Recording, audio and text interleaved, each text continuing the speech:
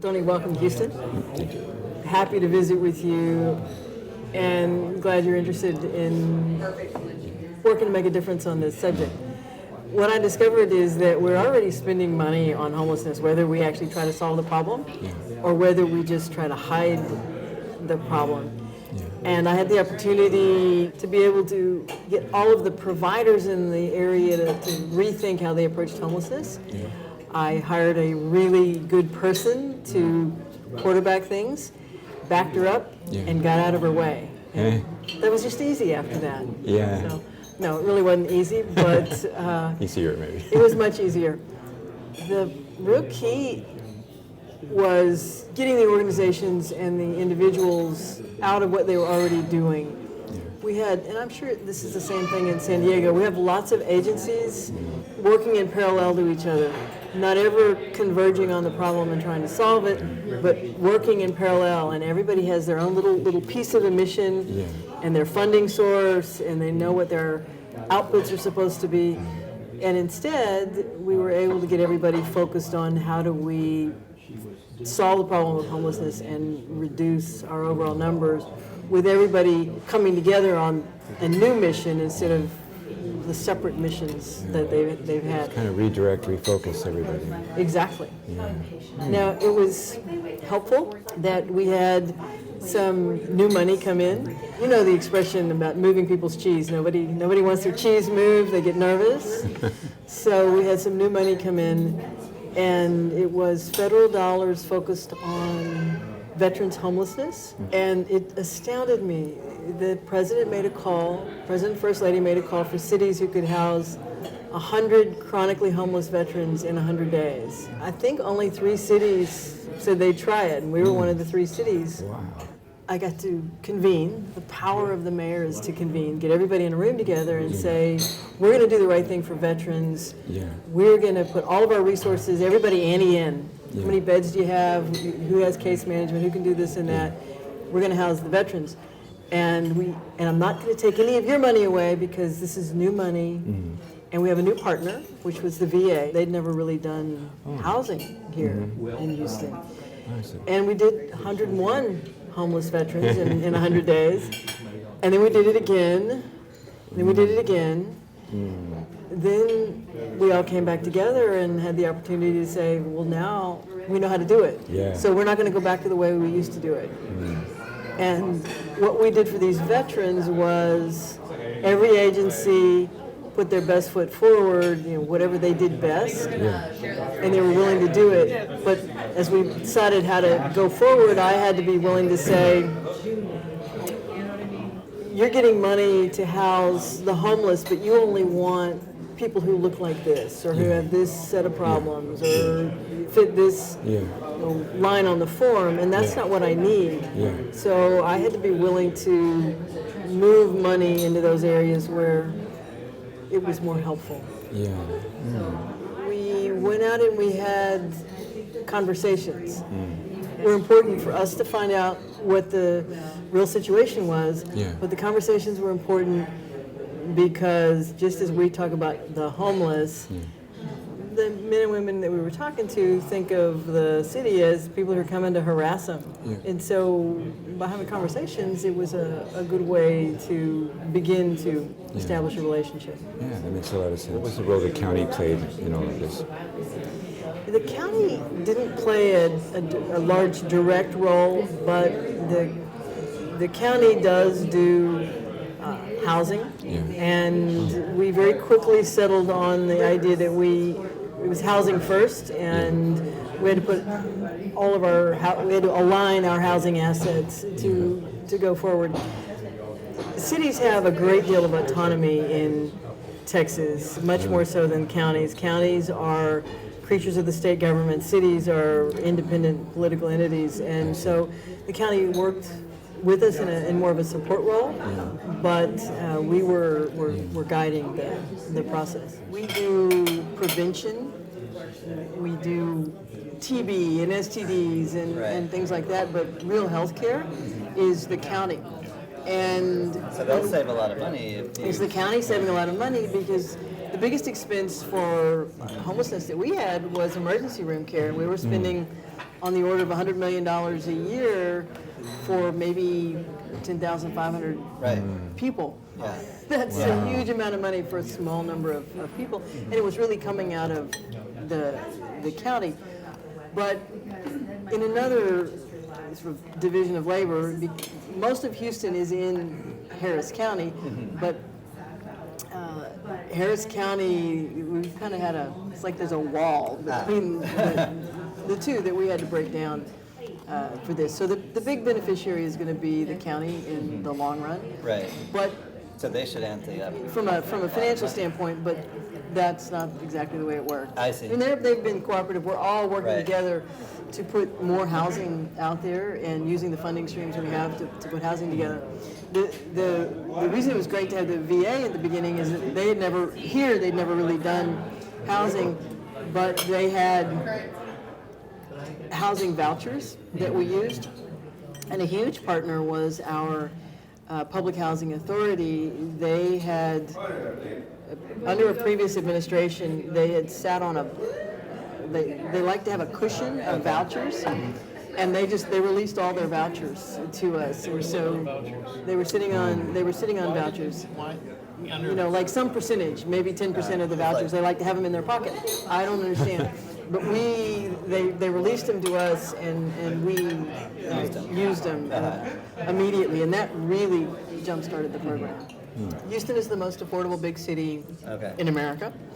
Our housing costs are significantly lower than most other major metropolitan areas. And we have, because of our lack of zoning and our very aggressive development policies, we usually have a ready supply of rentable units. So the first wave of tackling homelessness was to get the Section 8 vouchers, to get the VASH, veterans, the VA supportive housing vouchers and so forth, and get our veterans into existing housing stock. And then when we decided to move out to the broader homeless population, we continued that until we had exhausted that. But we had a market that we could move into much faster than I think a lot of other cities. And so when you say exhausted that, you mean not the supply of like potential apartments to place people in, but the vouchers. The vouchers and so forth. I see.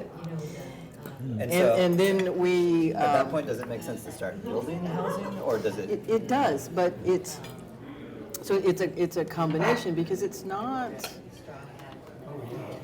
just about, do you have enough apartments? People aren't homeless because they don't have a place to live.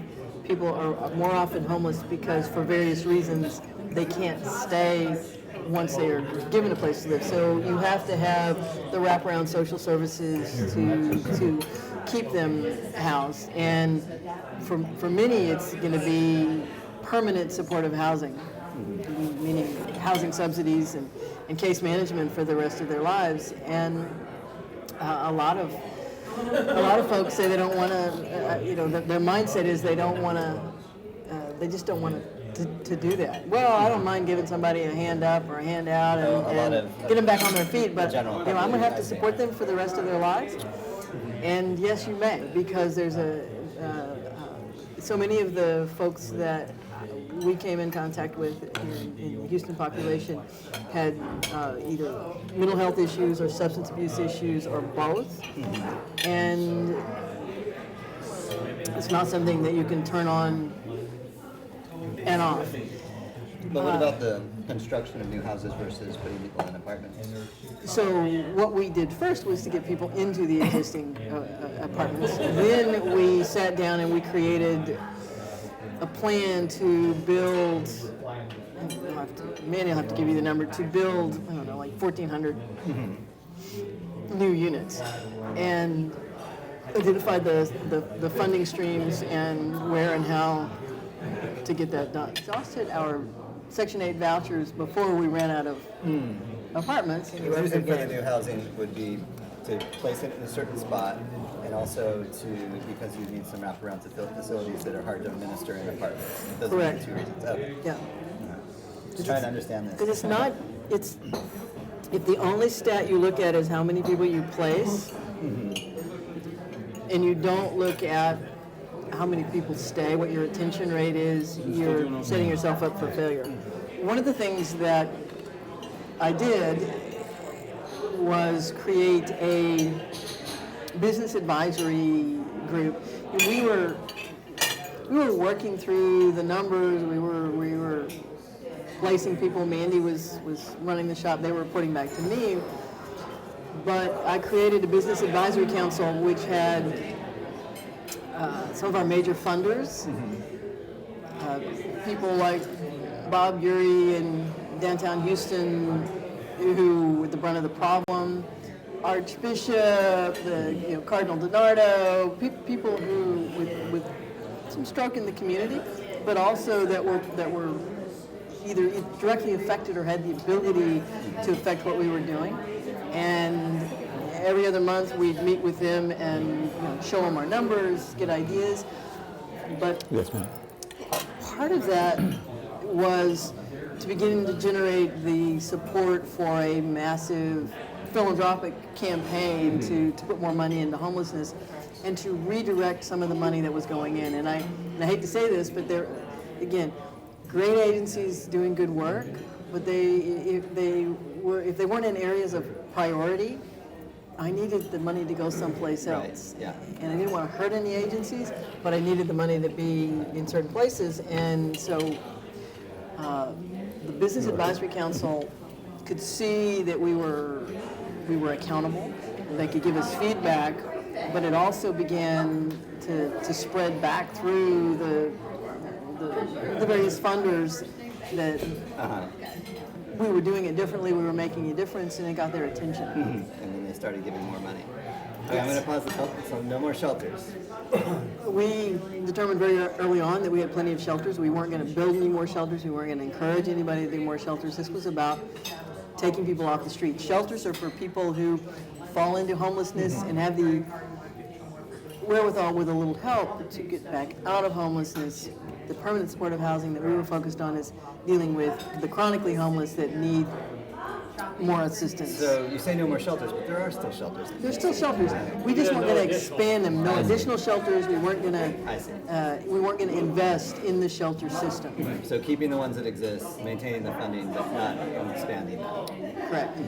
One of the questions that comes up was, well, if you set up the system and you provide these benefits, won't people move to your city in order to take advantage of that? Right. Like, no. Our experience is a very large number of the people that we are dealing with, because of the substance abuse issues, because of the mental health issues, they're not making those kinds of rational decisions, nor do they have the ability to do that kind of large-scale movements. Right. If it were just about providing housing, it's a very inexpensive piece of it. The expensive piece of dealing with chronic homelessness is the case management, the ongoing treatment for mental health addiction, or mental health for problems for addiction, for trying to get folks re-socialized. That's where the money is, and the longer they're on the street, then you have a whole complex of health issues that kick in. So the biggest expense when people are on the street is emergency room care, and probably the second biggest expense is the impact on quality of life, on the community loss itself. of like income from businesses, the impact on the community, both those who are homeless and the people around them that have to deal with the problem. The big expense when you actually decide to fix the problem is you have to mentally accept that many of these folks, they're going to be under the care and custody of the state for the rest of their lives, and we just have to accept that and work with it. And so By taking the money we're already spending and spending it more effectively and hopefully with a better outcome, it may be the same amount of money. It actually may be more money, but the impact on the individual lives that we touch and the impact on the quality of life in the broader community is absolutely worth it. Yeah. By the time I became mayor, I'd already been in local government for 12 years, and what I had seen the city doing is passing so-called civility ordinances, and I am not a fan or supporter of civility ordinances. That is a horrible euphemism. But I ran into a buzzsaw as part of our work on homelessness because I passed a ban on congregate feeding of the homeless. And if you Google it, you will. It is totally untrue. But if you Google it, there are people out there who are absolutely convinced that it's illegal to feed the homeless in Houston, and it's not. But it is illegal to feed large groups of the homeless without registering with the city. So there's the compassionate impulse, Right. and which I adopted a homeless kid. I certainly have a little bit of that. There's you want to do the right thing for the city and more efficient utilization of resources, and we're not spending all this money on emergency room care and so forth. But there's also, let's have a logical system. And unfortunately, we had a cottage industry of different organizations, mostly religiously based, who would come through and have congregate meals for the homeless, but they didn't coordinate in any way. And it was concentrated in downtown Houston. And so, on a random Tuesday, you might have 3 different churches come in and swarm the same group of guys and hand out sandwiches and and so what we actually did was we said, you can feed the homeless, but you need to register with the city, and we're going to ask you to, please at least learn how to, basic safe sanitary rules. Yeah. Right, because a lot of people say, oh, well, they're hungry. I can just give them anything. No, they're human beings. There was one organization, and it just infuriated me. They would go and they would buy boxes of donuts, and then they would stack them in dumpsters near where the homeless congregated, so the guys would go could find them. Right. How inhumane! Right. Our ordinance says that all we ask is that you become familiar with safe food handling, but that you register. And so now we have a master calendar, and you can go on the city's website. For weeks, I had groups coming in and saying, God called me to feed the homeless, and how dare you tell me that? I said, you can, as long as you don't feed more than 6 people at a time on my property or on someone else's property, Fine. You're fine. And you can feed the multitudes, loaves and fishes on your property. But if you're on public property or on someone else's private property, we're all good neighbors. We want to do the right thing, but you're going to coordinate. Right. And other than one organization, which is still out there protesting, I'm sure, it's worked beautifully. In San Diego, are there multiple groups that come and coordinated? Yes, I'm familiar with what she says, that sometimes groups are all at once, and it's an abundance of food, and then there's no food the next day. And then there's waste. There's an abundance of food, and then there's waste, and then Thanksgiving is terrible. Oh, yes. It's a waste. Your sandwiches will be left on the side of the road because there's so many, they just leave their boxes there. We also had a system, and Mandy talked to me about this, called it the homeless vortex. The shelters and the agencies, the soup kitchens, their breakfast was here, lunch was here, dinner was here, and so they're migrating. Yeah. And because we really don't have a great mass transit system, it's better now than it's ever been, but great. So these were people on foot, just circulating. And you can't take your stuff with you. You can't. It didn't make sense. So for a while, we began to consolidate some of the services, and for a while, it made it worse around the areas into which we consolidated. And I got all the angry phone calls from people. Why are you congregating those who are homeless in front of my store? Right.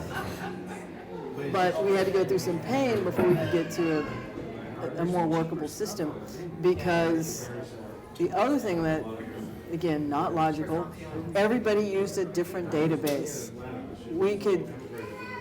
Tony presented, we could figure out what he needed, what his assets were, we could find a placement 3 days later or a week later. We're now doing it really quickly, but at that point it was a week or 2 weeks later before we could find a placement for him. Then we couldn't find Tony again because he's in this little vortex. He's moving, and I spent a lot of time looking for Tony.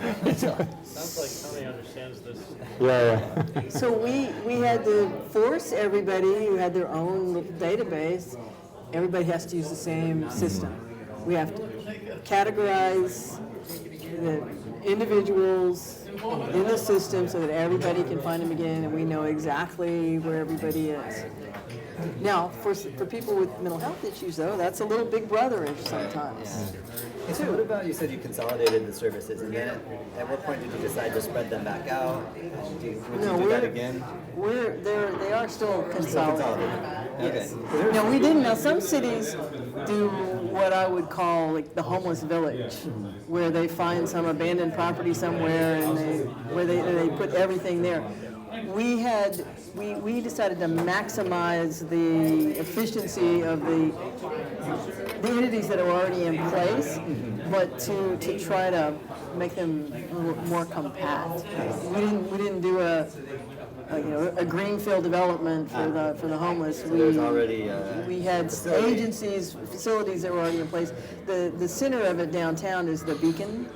But why would you make a system that makes it easier for people to stay on the street if you can have a system where people can come off the street and have their dog and have their stuff and have a permanent housing? There's no question that it helps that Houston has lower costs for housing, and that at the time we launched it, we didn't in any way have a glut of housing, but we had some flexibility in the market so that we could push our vouchers out and find housing. So that's one thing that's unique to Houston. That's absolutely a benefit to us. But everything else we did, any other city could do, could do. In Houston, it is important to get to that bottom line, but it's also important to show that what you're doing is not working, or you're wasting It's just inefficient. money. It's an inefficient system. I very clearly said that I thought that because our housing costs were lower, we had a little bit of an advantage, but it's not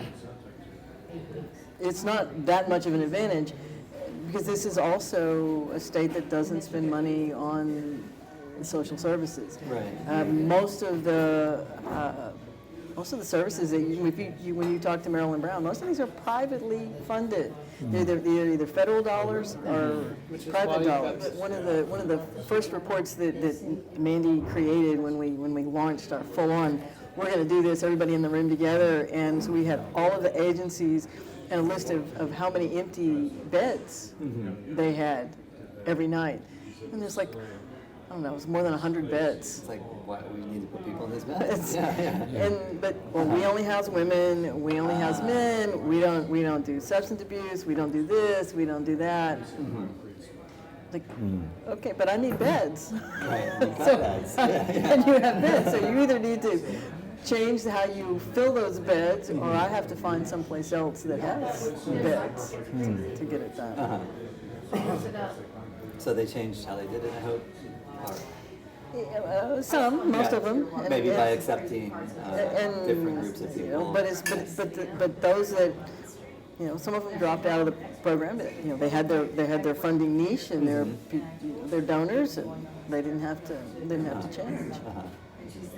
But in order to access the entire system, and I mean, most of the agencies and the individuals want to get together and solve the problem, but it also requires change. Just some simple things like everybody has to use the same identification system, the same database, so that we can track people. That's a change.